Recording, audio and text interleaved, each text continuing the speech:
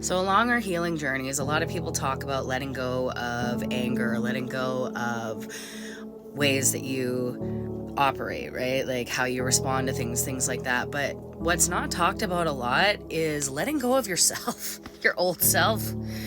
That is a painful process that's not talked about enough, I think. And it really needs to be talked about because when you're grieving who you used to be and stepping into who you're supposed to be, it is painful. It's very painful because you're letting go of parts of you, right?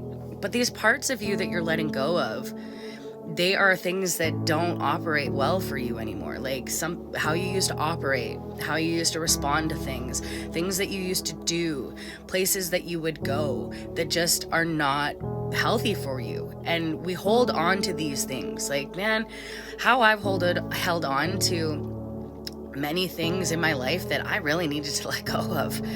It blows my mind because when you actually get to a place where you want to surrender these things, that's a beautiful process in itself, but you have to allow yourself grace. You really have to be humble with yourself and loving with yourself enough to know that, hey, this isn't who you are anymore. And that was how you were because you were operating in trauma and you were responding to certain things because of whatever happened to you. I want you to know that it's okay to just surrender to your old self, to let that old version of you just dissipate like it didn't exist, but not in a point where you just cut it off and don't think about it. Like, you have to grieve that old version of yourself in order to step into who you're becoming. And if you're open to doing that, I'm proud of you because the process of it's a bit hard. But know that when you go through this, the way that you're going to view things, the direction of where you're heading is so beautiful, and you're gonna have a huge weight lifted off of your shoulders. Allow yourself that time.